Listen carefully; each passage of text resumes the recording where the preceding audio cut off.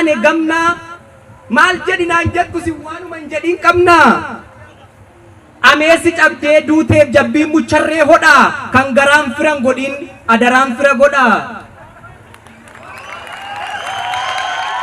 Naan dubbachuun keenyan tollee akka ofii dubbannutti ofumaa yoo ergan bullee. Erga abaqii barbaacha callaa lafatti dhiifne kai jennee otuu namatti nu ofii keenya argachiifne. Erga wanti dubbatamu onnee keenyan jijjiirre dubbataan dachee guutee dhaga'aan ergan jirre. Erga dabaasuu yuu dadhabne balbala banaaf cufaa maaliif jedhinaan jettu jennaanoo maaltu dhufa. Jedhinaan jettaniire. Erga jedhinaan jettanii waanan jedhu nan jedha. Waan hundumaa dursee garuu handaaqoo kormaaf dhaltuufan dhaamsa koo dhaamuu fedha. Yaa handaaqoo kormaa nafi nyaattu kan foon mataatti baattu yookiin ofii keenya nama obboroo kaatee bakkee keessa utaalta foon mataa irratti baattee raammoo lafaa funaanta. Takka dikee arraabda takka marga ciratta coraa garbuu boqqolloo biyyoo wajjin siphatta. Wanta rabbi siif laate foon diimaa otuu baattu maali kan gad deebitee arcaa baqii nyaattu.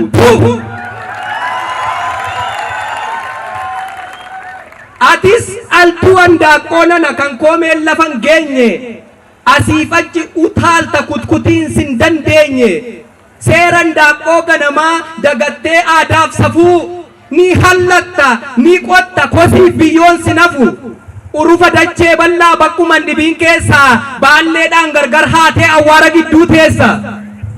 Tasittaa akka baatuun beektu garaan dachee kun jalli gaduma qotaa oolta. Naanis jiddee iman dhageessu duruu barana qottee baafatta albee morma kee muruu. Lakkii yaa lukkuu nana lukkuu qalbiin habbataa dhiisi kan jedhan dhiisi dhuma keetu salphataa. Egaa sabni guddaa bal'aan kun miidiyaa guddaa dhabee waggoota meeqaatamaaf dhugaansaa jalaa dabe. Haqa isaatu haqaaqame akka waan injirreetti dubbatachuu dadhabe seenaa hojjetee dirreetti. Warri miidiyaa qabu oduuf ololaan duulee isa nuyi dabqinee haamne geessee qe'ee isaa tuule. Gaafa qonnaa miliqee gaafa dha'aa baqatee callaa nuti galchine gumbii isaatti naqate. Waan hundaattoon maxxansee akka haphee fileelee waaqa tokko gaditti waaqa ta'uu kajeele. Warri miidiyaa qabu du'aatti lubbuu godhee miila lamaan deemsisa. Warri miidiyaa hin qabne immoo fayyaatu du'aa fakkaatee humna dhaba keessisa. Gabaa siyaasaas ta'u gabaa xaafiif shumburaa warruma miidiyaa qabutu waan barbaade bitatee waan barbaade gurgura. Akka ifatti ba'uuf akka furmaata argatuuf rakkoon karaa 20 miidiyaa ijaarrachuuf miidiyaa jabeeffachuun Oromoodhaaf dirqama. Maarreenus dhugaa kana barreeffana dhaanne arra kunoo miidiyaa afaan Oromoo tokko harka keenyaan gaanne FIB katab jedhee as ba'e saaqatee karraaf ulaa miidiyaa maatii keenyaati miidiyaa qotee bulaa. Adeemee fagoo ga'uu farda kaayyoo yaabbatee kan qooda qotee bulaatiin qote bulaaf dhaabate madda tokko wabii ta'e baranaa mee takka amileedhaan naaf simadhaa jarana. Akkatti wal ijaarree jaalalaa wajjin bullu handhuura odeeffannoo wayitaawaaf qulqulluu gola gola as baasee dirree irratti kan baasu hirkoof hirkata ta'ee dhugaa lafaa kan kaasu. Miidiyaa sababallaa miidiyaa yaadaaf qalbii FIB. Qotee bulaa gowwoomseenii qe'ee diiga yoo jette lafan saama yoo jette yabbaa dhoksaaf dhokata kana booda siif dhumtee haadha hiyyeessaa balbalaaf boroo keessatti akka tolaan gatatu FIB nuuf dhufe miidiyaattiin qote bulaan haqa isaa dubbatatu. Cichee xiiqiin hojjetee kaayyoo galma geessisuuf sagalee ukkaamame addunyaa dhageessisuuf aadaaf seenaa Oromoo miidhagsee calaqqisaa sobduuf inaaftummoo dha'ee miila ishee lafanqisaa. Maarree akka dubbatamu yoo barbaadan dhugaan ilmaan dhiyyeessaa waanuma dandeessaniin FIB jabeessaa. Hooggantoota hojjettoota FIB'fis ergaa xiqqoo isheen qaba. Kaayyoo uumama keessanii gara hojiitti jijjiiruu arrumarraan jalqabaa. Finfinnee qofa miti biyyoon daawal geessisaa. Sagalee namni tokko dhaga'iin addunyaa dhageessisaa. Haqa uummataa dhiiftanii hin orfinaa waan fafaa namni boordu'ee darba seenaan lafarratti hafaa. Egaa jarana gurbaan kun har'a nagaa irraanfatee jettanii in urgufiinaa ceeku an nagaa irraanfanne irraanfadhees hin beeku. Ribuu walitti hidhee lafee waliin sukkuumee warra waan itti yaadee dhiiga tokkoon nu uume. Gammachuu koo naaf kolfaa kan gadditan caba koo akkam jirtu Oromoo akkam jirtu saba koo. Qabbana keessan baruuf nagaa keessan arguudhaaf karaa laalti iji koo.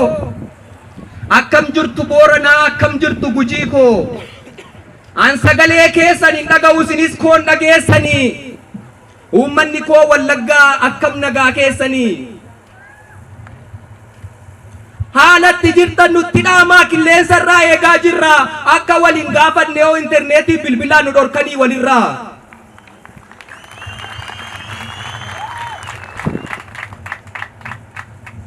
Torbeen meeqa dabartee otuu hafuura keessan eegnu akkatti bultan miti akkatti toltanuu hin beennu.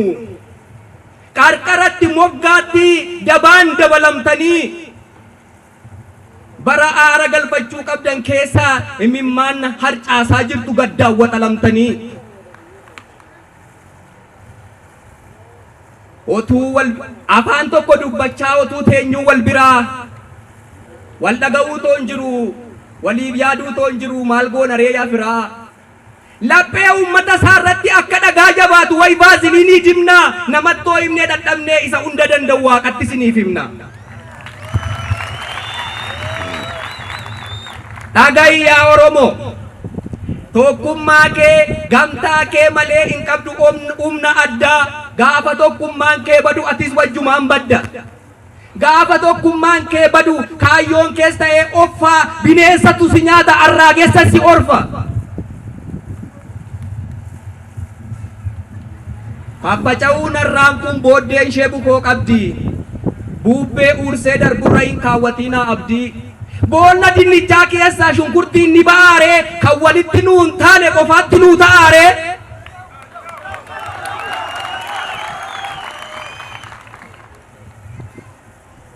Gochaaf yaada Waaqayyoo namni faallessu eenyu?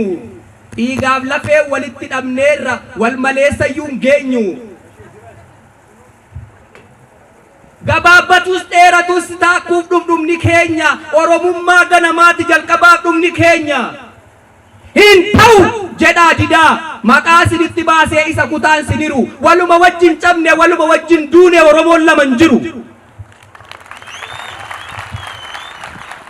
Waadaa Magarsaa Bariifaa waadaa abboomaa mitikkuufaa mormatti of kudhaamaa isa nu balleessuuf ka'eetu lagaaf kutaan nu waama. Gaafa wal wajjin kaanu gaafa tokkummaa qabnu wal biraa amneen beennu amma ribsuu ijaallee harkuma qullaa baanee rasaasaaf taankii caalle. Gaafa wal wajjin yaanu akka bishaan abbayyaa akka bishaan dhidheessaa diinni irree keenya miti gaaddidduu keenya dheessa.